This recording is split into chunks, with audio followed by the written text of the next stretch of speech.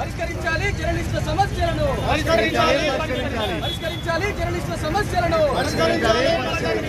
సిగ్గు జర్నలిస్టుల సమస్యలు పరిష్కరించకపోవడం సిగ్గు జర్నలిస్టుల సమస్యలు పరిష్కరించకపోవడం పరిష్కరించాలి జర్నలిస్టుల సమస్యలను పరిష్కరించాలి జర్నలిస్టుల సమస్యలను జోహార్ బాబా అంబేద్కర్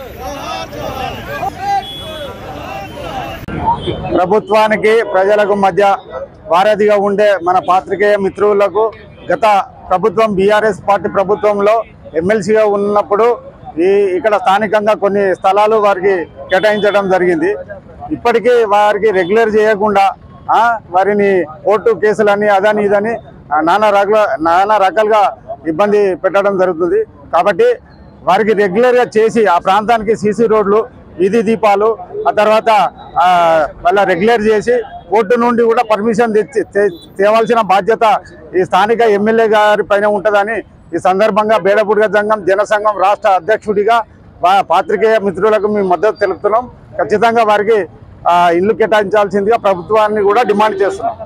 ఈ కార్యక్రమానికి విచ్చేసిన జర్నలిస్టు సోదరులందరికీ వారి ఆవేదనను వెలిబుచ్చుతూ ఈ కార్యక్రమానికి వచ్చేసిన ప్రజాసంఘ నాయకులకు నమస్కారం తెలుపుతూ, ప్రజలకు ప్రభుత్వానికి అనుసంధానంగా ఉండే జర్నలిస్టులకే వారి కష్టాలు, ప్రజల కష్టాలను ప్రభుత్వానికి తెలియజెప్పే ఈ జర్నలిస్టులకే కష్టాలు వస్తే మరి ఎవరికి చెప్పుకోవాలో అర్థం కాని దుస్థితి హుజరాబాదు అంబేద్కర్ చౌరస్తాలో మేము చూస్తూ ఉన్నాము. కాబట్టి గత ప్రభుత్వం కేటాయించిన ఏదైతే ఇండ్లు కేటాయింపు ఏదైతే జరిగిందో వాటిని కోర్టులో ఉన్న సమస్యలను తీర్చిదిద్ది వీళ్ళకు మళ్ళీ అవసరమైతే ఇంకా 2-3 ఎకరాలు వేరే కాడ కొనైనా సరే వీళ్ళకు ఇందిరమ్మ ఇండ్లను కట్టిస్తే వారికి బాగుంటుందనే ఉద్దేశంతో మా పివి సేవా సమితి తరఫున ప్రభుత్వాన్ని డిమాండ్ చేస్తున్నాము. వీరికి కూడా కొత్త ఇండ్లు వస్తాయనే ఆశాభావం మాకైతే ఖచ్చితంగా ఉన్నది. ఎట్ ద సేమ్ టైం మీరు ఏ కార్యక్రమం చేసినా కూడా మీతో పాటు మేము ఉంటాము. పివి సేవా సమితి తరఫున, ఎన్జిఓ తరఫున మేము శుభాకాంక్షలు తెలుపుతా ఉన్నాము. థ్యాంక్ యూ అందరికీ. హుజరాబాద్లో జర్నలిస్టులు ఎవరైతే ధర్నా చేస్తూ ఉన్నారో, ర్యాలీ నిర్వహిస్తూ ఉన్నారో వారికి సంఘీభావంగా మా మద్దతు ప్రకటించడం జరుగుతూ ఉన్నది. గతంలో ఎమ్మెల్సీగా ఉన్నటువంటి కౌశిరెడ్డి గారు, ఇప్పుడు ప్రస్తుతం ఎమ్మెల్యేగా ఉన్నటువంటి కౌశిరెడ్డి గారు ప్రభుత్వంతో చొరవ చూపించి అధికారులతో మాట్లాడి వెంటనే జర్నలిస్టులకు వాళ్ళ కేటాయించిన అంటే ఇండ్లు వెంటనే వాళ్ళకు వచ్చే విధంగా చూడవలసిన బాధ్యత ఆయన మీద ఉన్నది. మరి జర్నలిస్టులు అందరూ కలిసి అంబేద్కర్ గారికి వినతి పత్రం ఇవ్వడం జరిగింది. కాబట్టి వెంటనే సమస్య పరిష్కారం చేయాలి. అదేవిధంగా అధికారం ఉన్నటువంటి రాష్ట్ర ప్రభుత్వం, కాంగ్రెస్ ప్రభుత్వం కాబట్టి ఈ జర్నలిస్టుల పట్ల సానుభూతి ప్రకటించి వాళ్ళ కేటాయించినటువంటి ఇండ్లు వెంటనే పూర్తి స్థాయిలో అయ్యే వరకు వారు వెంటనే దాన్ని అమలు చేయాల్సినటువంటి బాధ్యత ఉంటుంది. మరి విలేకరులు అంటే ప్రభుత్వానికి ప్రజలు వారధిగా ఉంటారు.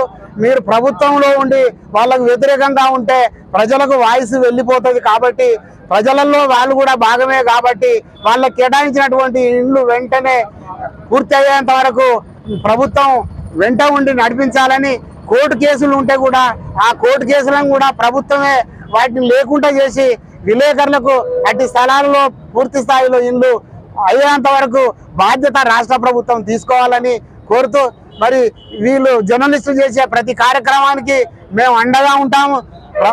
జర్నలిస్టులు ప్రజా సంఘాల ఐక్యంగా ఉండి దేనైనా సాధించడానికి అవకాశం ఉంటుంది. మా పూర్తి యొక్క మద్దతు మీ వెంట ఉంటుందని తెలియజేస్తూ ఈ అవకాశం ఇచ్చిన నిర్వాహకులకు జై భీమ్, జై పూలే, జై భారత్. గత ప్రభుత్వం ద్వారా జర్నలిస్టులు వారు చేస్తున్నటువంటి కృషికి ఫలితంగా వారికి ఇండ్లను కేటాయించడం జరిగింది.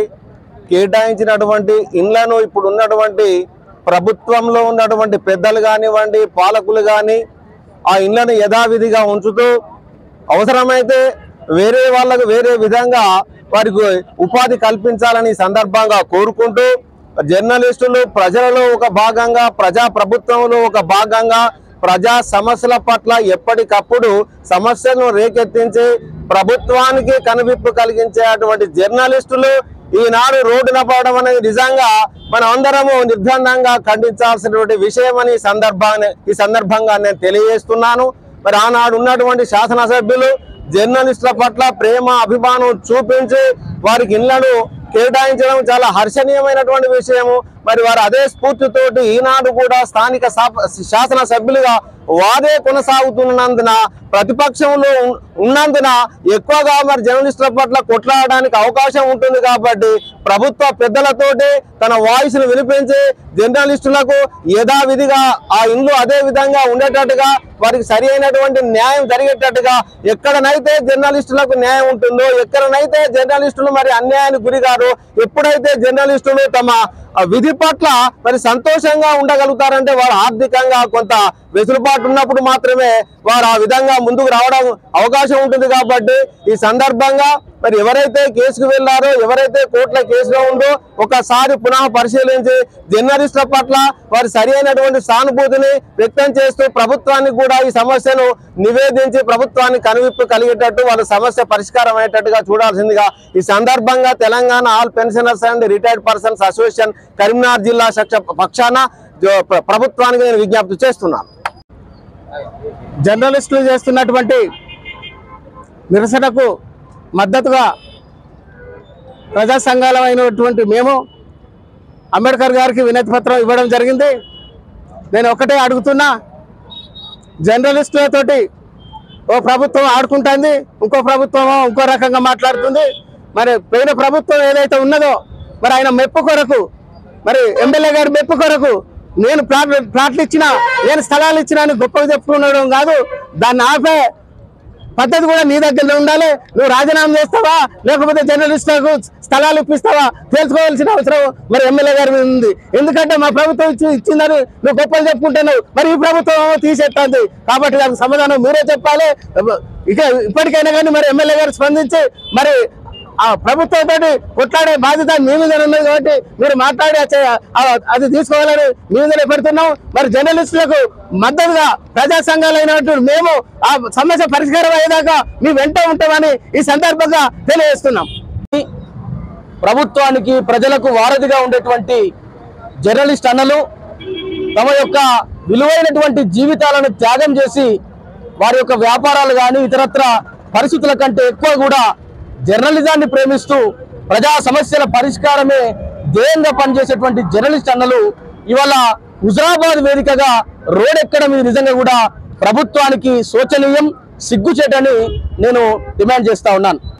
ఏదైతే రాష్ట్రంలో జర్నలిస్టులకు ఇండ్ల స్థలాలు పంపిణీ చేసినారో ఏ చోట లేని విధంగా కేవలం కరీంనగర్లో రేకుర్తిలో అదేవిధంగా ఈ యొక్క హుజరాబాద్లో ఖమ్మంలో మాత్రమే ఈ రకమైనటువంటి సమస్యలతోటి అంతటా అన్ని చోట్లలో ఇల్లు కట్టుకున్నటువంటి జర్నలిస్ట్ అన్నలు ఉంటే కేవలం హుజరాబాద్ అన్నలు మాత్రం ఇవాళ రోడ్ల మీద మా ఇండ్ల కోసం మేము ధర్నా చేస్తామని ఇవాళ పోరాటం చేస్తున్నటువంటి దుస్థితి దాపరించిందంటే ఇక్కడ స్థానిక ఈ యొక్క పాలకులే దీనికి కారణమని అభిప్రాయపడతా ఉన్నాను. ఎవరైతే ఈ యొక్క స్థలాలు కేటాయించినారో స్థలాలు కేటాయించినప్పుడు వారికి కళ్ళు కనబడలేదా? మరి అది వేరే డిపార్ట్మెంట్లకు చెందినటువంటి స్థలమైనప్పుడు ఎందుకు స్థలం కేటాయించాలి? ఎందుకు ఒక్కొక్కరి దగ్గర ₹1,00,000 పెట్టుబడి పెట్టించి అక్కడ షెడ్లు నిర్మాణం చేయాలి? ఎందుకు ఇవాళ పోరాటం చేస్తున్నా కూడా కళ్ళు మూసుకుపోయినట్టుగా ఉండాలి?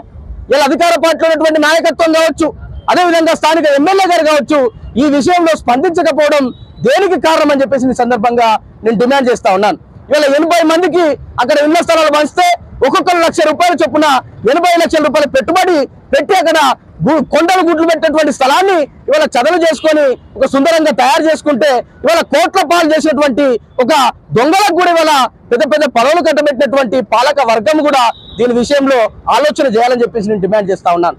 ఏదైతే హుజరాబాద్ జర్నలిస్ట్ అన్నలకు మా యొక్క బీసీ ఆజాదీ ఫెడరేషన్ తరఫున ఈ యొక్క ఉద్యమానికి సంపూర్ణమైనటువంటి సంఘీభావాన్ని ప్రకటిస్తూ రానున్నటువంటి రోజుల్లో జర్నలిస్ట్ అన్నలు మీరు మమ్మల్ని కాపాడే వాళ్ళు, ప్రజలను కాపాడే వాళ్ళు, మీకు ఒక తమ్ముళ్ళుగా మేమంతా కూడా అండగా ఉంటామని చెప్పేసి ఈ రోజు ఈ యొక్క ధర్నా కార్యక్రమానికి, యొక్క ర్యాలీ కార్యక్రమానికి మేము కూడా హాజరు కావడం జరిగింది.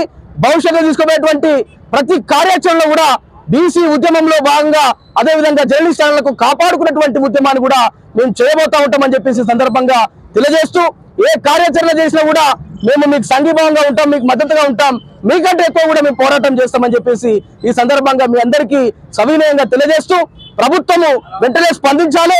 ఏదైతే కోట్ల పడినటువంటి కేసులు సమస్యలు పరిష్కరించేటువంటి శాత కాకపోతే మీరు ఇంకా వేరే స్థలంలో ఆ యొక్క స్థలాన్ని కేటాయించి అయ్యా మాతో కాదు మేము తప్పుడు స్థలాన్ని చూపెట్టినాం, మేము క్షమాపణ కోరుతున్నామని క్షమాపణ కోరి వేరే స్థలాన్ని చూపెట్టి మళ్ళీ లక్ష రూపాయలు పెట్టుబడి పెట్టినటువంటి ధనాన్ని తిరిగి ప్రభుత్వం ద్వారా ఇప్పించాలని చెప్పేసి ఆ తర్వాతనే మీరు కళాజీలకు వాడుకుంటారా ఇంకా దేని నిర్మాణాలకు వాడుకుంటారో వాడుకోవాలని చెప్పేసి నేను డిమాండ్ చేస్తా ఉన్నాను. లేని పక్షంలో మాత్రం ప్రభుత్వాన్ని కానీ ప్రతిపక్ష నాయకులను కానీ ఎవరిదైనా కూడా కూసాలు కదిలించడానికి ఇవాళ జర్నలిస్ట్ ఛానల్ కూడా అందరూ కూడా ఐక్యంగా ఉన్నారు. వారికి తోడుగా ఎంఆర్పిఎస్ కావచ్చు, మాదిగా ఏదైతే మేధావుల ఫోరం కావచ్చు, వివిధ సంఘాల నాయకత్వం కూడా వచ్చి మేమంతా కూడా వారికి తోడ్పాటుగా మేము ఉంటా ఉన్నాం. తప్పకుండా కూడా ఇక్కడ నాయకత్వం కానీ ఎమ్మెల్యే గారు కానీ అదేవిధంగా కళ్ళు మూసుకుపోయినటువంటి ప్రభుత్వ పాలకులు కానీ వెంటనే స్పందించాలని చెప్పేసి ఈ సందర్భంగా డిమాండ్ చేస్తా ఉన్నాను.